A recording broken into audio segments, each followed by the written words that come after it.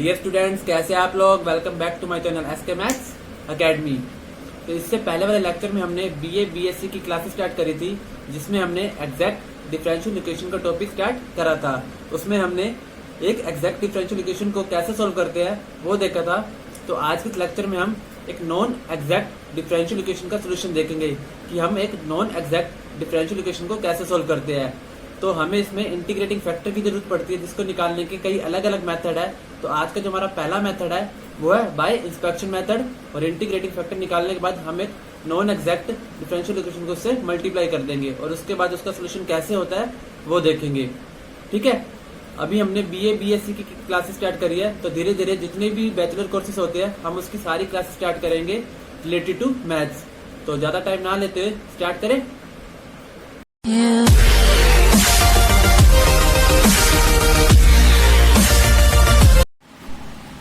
तो स्टूडेंट, आज का जो हमारा टॉपिक है वो है solution of non exact differential equation.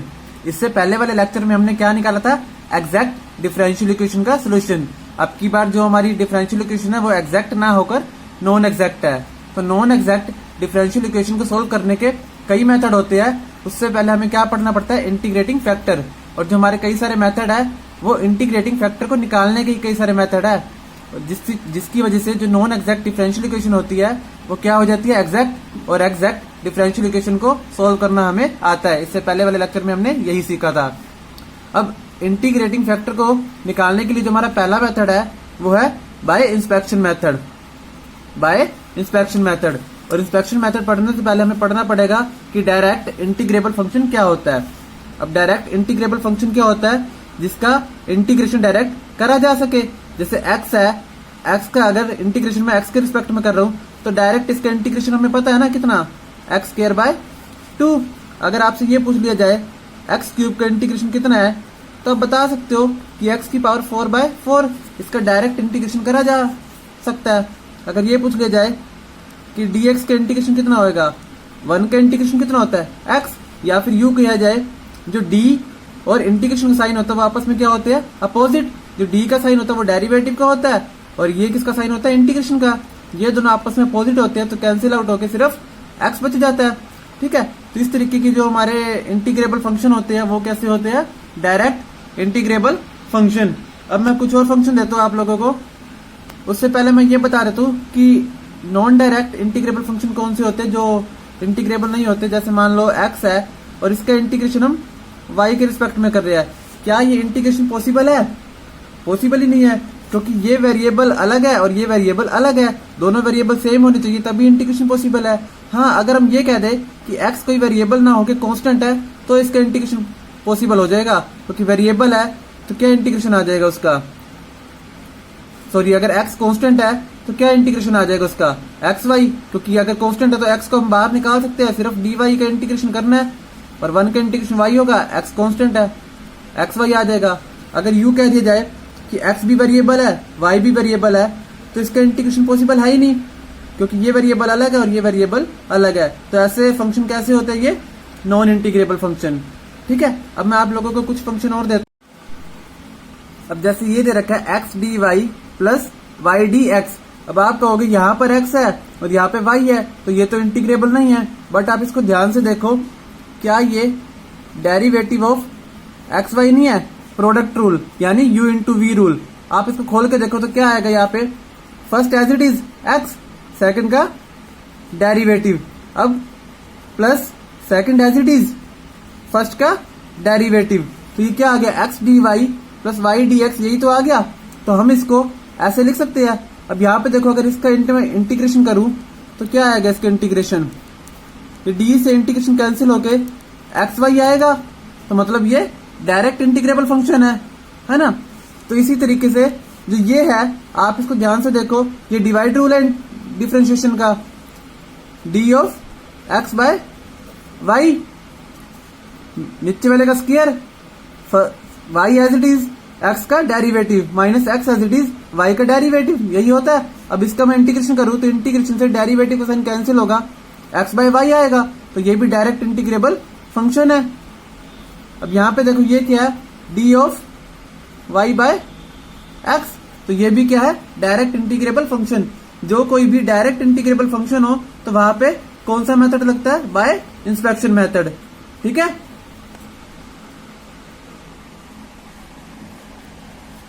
अब देखो जो हमारे मोस्ट कॉमन इंटीग्रेटिंग फैक्टर है वो कौन कौन से है, 1/x², 1/y², 1/xy, 1/x² + y², 1/xy की पावर n, 1/x² + y² की पावर n। मीन्स अगर हमें कोई डिफरेंशियल इक्वेशन नॉन एग्जैक्ट दे रखी है तो हम इनमें से पहले ट्राई करके देख सकते हैं कि किससे मल्टीप्लाई करके हमारी जो डिफरेंशियल इक्वेशन है वो एग्जैक्ट हो जाएगी। तो मोस्ट ऑफ द चांस होते हैं कि इनमें से कोई एक यूज हो जाता है। हम एक एग्जांपल लेते हैं, उससे आपको क्वेश्चन क्लियर हो जाएंगे। ठीक है, अब यहां पे देखो हमने एक प्रॉब्लम ली है, y dx minus x dy plus log x dx। हम देखते हैं इसमें कौन सा इंटीग्रेटिंग फैक्टर लगेगा। यहां पे देखो सबसे पहले इसको m dx plus n dy is equal to 0 की फॉर्म में बनाओ। क्या बनेगा, y प्लस log x, और इन दोनों में से dx क्या ले लेंगे, कॉमन ले लेंगे, y plus log x dx common minus x dy is equal to 0। ये हमारी m dx plus n dy is equal to 0 की फॉर्म में आ गया। अब देखो m क्या है, y plus log x, n क्या है, माइनस x। हमें क्या करना होता है एग्जैक्ट देखने के लिए, m को y के रिस्पेक्ट में डेरिवेटिव करना होता है पार्शियली। क्या आएगा, y का डेरिवेटिव 1। पार्शियली का मतलब यही होता है ना कि बाकी जो भी वेरिएबल होंगे उन्हें कांस्टेंट ट्रीट करा जाएगा। तो x क्या है, कांस्टेंट, और कांस्टेंट का डेरिवेटिव 0। तो करली m बाय करली y क्या आ गया, 1। ये जो साइन होता है ये किसका होता है, करली का। कई लोग इसको डेल भी कहते हैं। ठीक है, करली n बाय करली x कितना आएगा, -1। अब देखो ये -1 और ये 1, means curly m by curly y not equal to curly n by curly x। तो दी गई जो हमारी डिफरेंशियल इक्वेशन है वो एग्जैक्ट नहीं है, तो हमें इसको एग्जैक्ट कैसे बनाना पड़ेगा, इंटीग्रेटिंग फैक्टर की हेल्प से। तो देखते हैं कौन सा इंटीग्रेटिंग फैक्टर लगेगा, हम चेक करते हैं। Let us check 1/x²। अब यहाँ पे देखो जो हमारा इंस्पेक्शन है, इंस्पेक्शन का मतलब यही होता है कि चेक करके देखे। 1/x² है ना, 1/x² को इससे मल्टीप्लाई कराओ, multiply 1/x² to the first equation. क्या आएगा देखो, y plus log x 1/x² dx plus minus है यहाँ पे x dy by x² is equal to 0। यहां पे देखो अब क्या बनेगा, इसको अंदर लेके जाओ,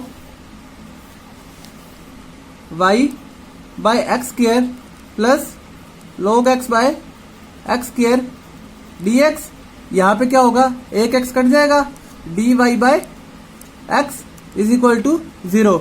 अब m की वैल्यू कितनी आ गई, y by x² plus log x by x²। ये आ गई हमारी m की वैल्यू, और n की वैल्यू कितनी आ गई, -1/x। ठीक है, इंटीग्रेटिंग फैक्टर से मल्टीप्लाई कराने के बाद हमारी जो m की वैल्यू है वो ये y by x² plus log x by x², और n की वैल्यू -1/x। अब हम देखते हैं करली m बाय करली y कितना आएगा, y का डेरिवेटिव 1/x², और ये x को तो हम कांस्टेंट ट्रीट करते हैं तो ये 0 हो जाएगा। और देखो करली n बाय करली x कितना होगा, 1/x का डेरिवेटिव कितना होता है, -1/x², और एक माइनस ऑलरेडी यहाँ पर है तो कितना आ जाएगा, 1/x²। अब आप देख सकते हो करली m बाय करली y बराबर है करली n बाय करली x के। अगर ये दोनों बराबर है तो मीन्स जो हमारी ये इक्वेशन है, ये इक्वेशन सेकंड, ये कैसी इक्वेशन है, एग्जैक्ट डिफरेंशियल इक्वेशन। अब इसका जो सोल्यूशन करना है वो हमें बिल्कुल प्रीवियस लेक्चर की तरह करना है। कैसे, solution of exact differential equation is given by, कैसे दिया जाता है इसका solution, y constant m d x plus integration of terms of n not containing x. इसका जो इंटीग्रेशन है किसके रिस्पेक्ट में होता है, y के रिस्पेक्ट में। अब आप देखो जो हमारी m है उसमें ये है y by x square plus log x by x square. यहां पुट करो y by x square plus log x by x square.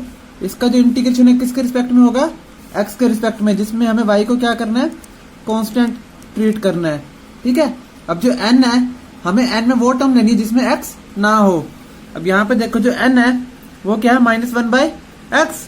एक ही टर्म है और उसमें भी x है और x वाली टर्म तो हमें लेनी नहीं, तो यहाँ पे हम क्या लिखेंगे, +0 dy और इसके इक्वल में क्या होता है c।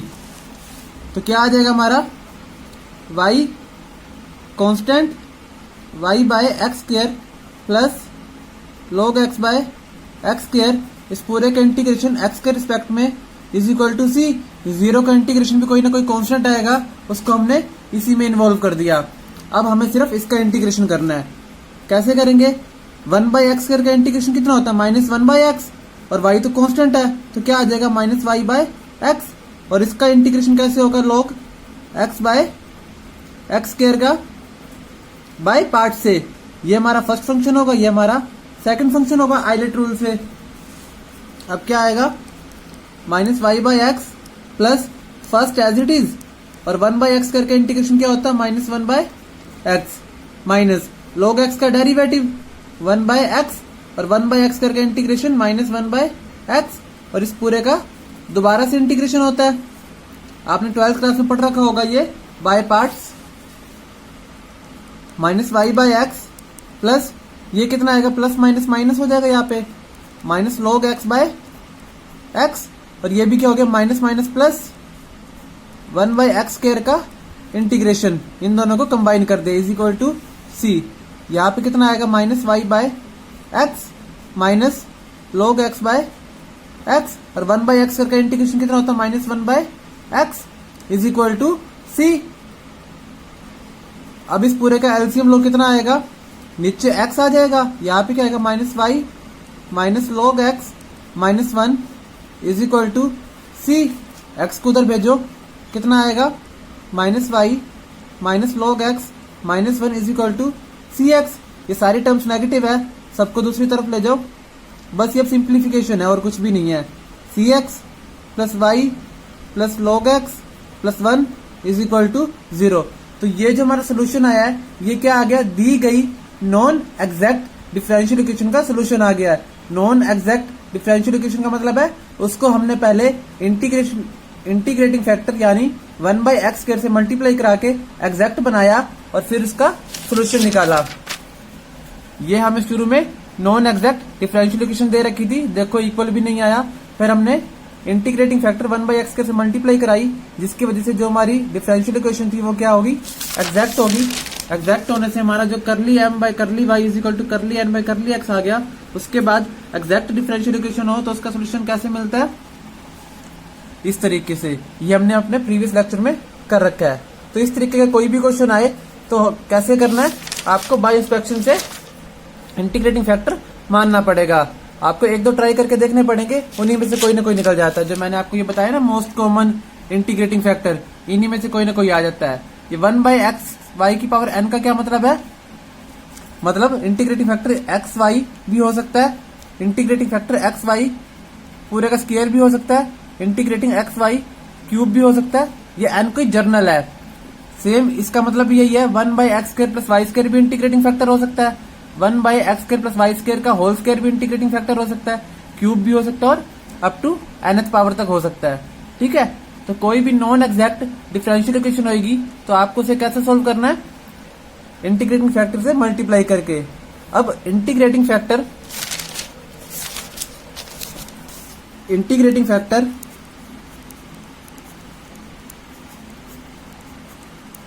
को निकालने के कई मेथड है, अलग अलग डिफरेंशियल इक्वेशन को देखते हुए कि m एंड n हमारे किस टाइप के फंक्शन है। तो उसके हिसाब से अलग अलग मेथड बनाए गए हैं इंटीग्रेटिंग फैक्टर को निकालने के लिए, जो हम अपने नेक्स्ट लेक्चर में करेंगे। ठीक है, तो आज के लिए इतना ही। हम अपने अगले नेक्स्ट लेक्चर में क्या पढ़ेंगे, दूसरा मेथड, कैसे नॉन एग्जैक्ट डिफरेंशियल इक्वेशन का इंटीग्रेटिंग फैक्टर निकाला जाता है और उसको मल्टीप्लाई करके एग्जैक्ट डिफरेंशियल इक्वेशन बनाई जाती है। एक बार हमारी non exact differential equation exact हो जाए, उसके बाद तो सोल्यूशन आपको पता ही है। ठीक है, तो आज के लिए इतना ही। ठीक है।